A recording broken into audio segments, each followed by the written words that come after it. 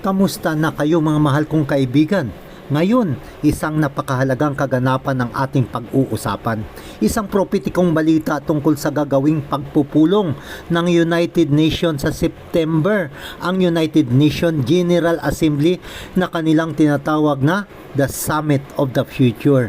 At dito ay kung saan pipirmahan ng mga bansa ang Sukod Pact of the Future, kung saan ay itatayo nila ang Tore ng Babel ng katapusan ng panahon.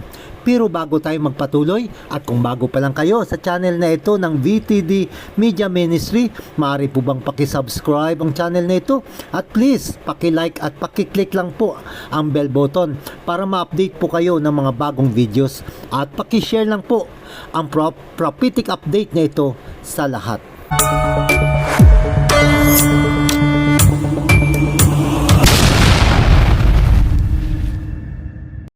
Ayon sa Henesis Kabanata 11, talatang 4, at kanilang sinabi, halikayo, magtayo tayo ng isang bayan natin at ng isang tore, na ang taluktok niya unay aabot hanggang sa langit.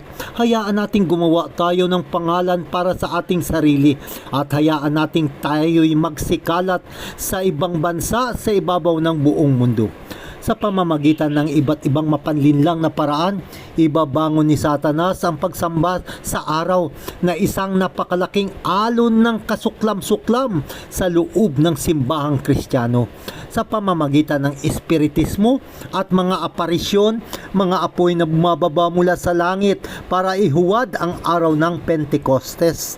Sa paanong paraan, itatayo ng diablo ang isang tore ng Babel para sa katapusan ng panahon.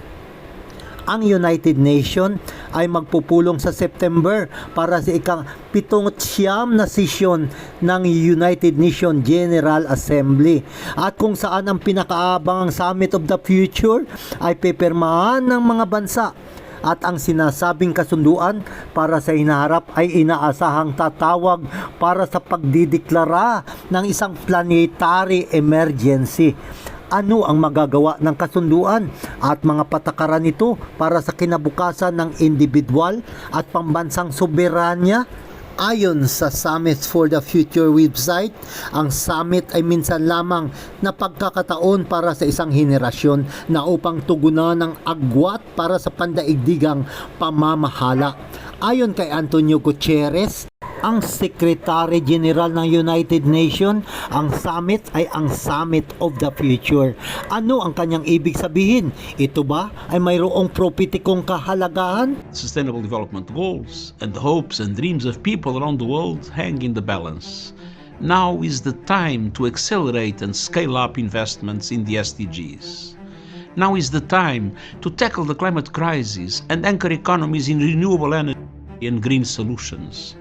And now is the time to reform and rebalance critical global systems and institutions, from the United Nations Security Council to the global financial architecture. This September Summit of the Future will be a moment for the world to come together and share solutions to shape a better, more peaceful and prosperous future. Ang mensahe ni Gutierrez sa United Nations ay pareho ng mensahe ng Papa. Ngayon ay mararamdaman mo na hinipan ni Pope Francis ang trompeta ng Laudato Si ng mas malakas. Sinabi pa niya na kanilang tinutugunan ang pandaigdigan na krisis sa klima, at nais nilang magreforma sa ilang mga institusyon gaya ng pandaigdigang sistema ng pananalapi, isang pinansyal na arkitektura para sa isang bagong economic order. At sinabi ni Pope Francis na baka siya ay dadalo sa United Nations Summit, at ako ay naniniwala na gagawin niya ito. Maybe the United States, depending on whether I have to go and speak at the United Nations, but it is not certain. You may go to the United Nations. What do you want to talk about? If I go, it is to talk about peace. Kung iisipin mo ang kabuuan ng mga bansang Islam at ang karamihan sa mga protestante sa daigdig, ang mga Hindu at Budhista, ang mundo ng mga Hudyo, na kahit pa ang mga atheista at ang mga agnostic, non-denominational at iba pa ay magsama-sama na nagkakaisa na upang sundin ang Earth Sunday para sa kapakanan ng kapaligiran. At kung titingnan natin ng mas malalim, ay hindi nakakagulat na si Gutierrez at si Pope Francis ay ganap na nagkakaisa. Bakit? Kasi pareho lang silang sinanay ng Hisweta at itong si Francis ay ang unang papang Hisweta. Ang una na mula sa Amerika, ang una na nagmula sa Southern Hemisphere at ang unang hindi European na papa. At ngayon, ang pinuno ng United Nations ay sinanay rin ng Hisweta. Walang krimen na mas mahusay pa kaysa sa kanila ang mga Hisweta na ginawa. Walang tutumbas pa sa panlilinlang na kanilang ang mga Hisweta base sa kanilang kasanayan. Walang pagkukunwari na mahirap para sa kanila ang mga Hisweta na namanata na walang hanggang kahirapan at kababaang loob na noon ay kanilang pinag-aralan na naglalayong makakuha ng kayamanan at kapangyarihan na nagtalaga sa pagpapabagsak ng protestantismo at muling pagtatag ng papal supremacy ayon sa mga aklat ng The Great Controversy, Kabanata 254, Pahina 2. Here in Munich again. As the title of our discussion implies, today's global order is not working for everyone. In fact, I would go further and say it's not working for anyone. Maliwanag na sinasabi ni Antonio Gutierrez na ang pandaigdigang kaayusan ay mayroon silang kasalukuyang kautusan ngunit hindi ito gumagana. Kaya ang lohikal na pag-iisip nito ay kailangan natin ng matatag na New World Order. Tandaan natin na ang taong ito ay isang Hiswita. At isa sa maraming dahilan kung bakit ang mga nagtatag ng Amerika noong 1700s ay tumakas mula sa lumang mundo dahil sila ay tumakas mula sa paniniil ng mga Hiswita at pang-aapi ng mga ito. At ngayon, ang nakaupong leader dito ngayon ay edukado na sinanay ng Hiswita na mamumuno sa lahat ng mga bansa.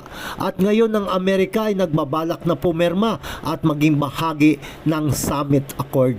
At ito ay nangangahulugan ng Amerika ay babalik sa paniniil at ang summit na ito ay tinatawag na Summit of the Future. Ang summit ito ay nangangahulugang naabot ang tuktok ng isang bundok na ang pinakatuktok ay umabot sa langit. Ganito din ang kaharian ng Babylonia. Itatayo nila ang Tore ni Babel para sa katapusan ng panahon. Ang mga tagapagtayo ng Tore ng Babel kung saan ang sistema nito ay nakasentro lamang sa tao, kung saan ay ibinibigay nila ang kapurihan sa tao dahil sinusubukan ng mga tao na iligtas ang kanyang sarili at aabutin ang langit sa pamamagitan ng kanyang sariling pagsisikap na inuusig ang lahat ng sumasamba sa tunay na Diyos at sumunod sa Kanya. If countries fulfill their obligations under the UN Charter and international law, every person on earth would live in peace and dignity. Sinasabi niya na kung gagawin ng mundo ang sumunod sa New World Order ay maaring makamit nito ang kapayapaan, ang pangmatagalang kapayapaan. Ano naman ang sinasabi ng Biblia sa unang Tesalonica, Kabanata 5, talatang 3, na kapag sila ay magsasabi ng kapayapaan at kaligtasan, pagkatapos nito ang biglang pagkawasak ay dumarating sa kanila. Ang kapayapaan ay imposibleng makamit, kaibigan, nang wala si Hesukristo at pagsunod sa mga utos ng Diyos. Ano ba ang mga utos ng Diyos? Ang 10 utos. Ang katagang New World Order, ang pagkasunod-sunod dito ay naging isang parira lang ibinabato kamakailan lamang pero bigla itong naging isang karaniwang lugar. Ngunit bilang mga Kristiyano, we take nothing for granted. Ang Biblia ay nagsasalita tungkol sa mga utos ng Diyos na dapat nating sundin. Hindi natin ito tinitingnan na mula lamang sa isang pampulitikang arena. Isang bagong kaayusan sa mundo dahil lahat ay humahantong pabalik sa mga banal na kasulatan. Ang Diyos ba ay may pamahalaan at mga kautusan? Opo. Kaya ang New World Order ay sasalungat sa mga utos ng Diyos at ito ay magiging malaking tunggalian. Ang order ng Diyos ay matatagpuan sa Isayas, Kabanata 9, talatang 6-7 at ang pamamahala ay maaatang sa kanyang balikat. Ang pamahalaan ng Diyos ay nakaatang sa kanyang mga balikat. At anong ginawa ng mga pari na dalhin ito sa kanilang mga balikat? Ito ay ang kaban ng tipan. At ang pangunahing bagay na na nasa loob nito ay ang 10 utos ng Diyos. Tungkol ba saan ang tunggalian sa pagitan ni Kristo at ni Satanas? Ito ay ang tungkol sa pagsamba at sa kanyang mga kautusan. Ang New World Order, sa bandang huli ito ay hahantong sa huwad na pagsamba. Ang isang New Economic Order na kailangang sinasabi ay aalisin ang kasalukuyang sistema at itatatag ang isang bagong utos na pandaigdigan, at ito ay malinaw batay sa Apokalipsis 13, isang sistema kung saan ang mga tapat sa Diyos at hindi sasamba ng linggo bilang isang sapilitang araw ng pahinga ay hindi magagawa na bumili at magbinta. Sa isang digital system ay nakikita na ito at nagaganap ngayon. Mga kaibigan, kailanman ay huwag kang yumukod sa hayop, at sa pamamagitan lamang ng biyaya ng Diyos ay yuyukod tayo sa tupa na walang iba, ang ating Panginoong Hesus.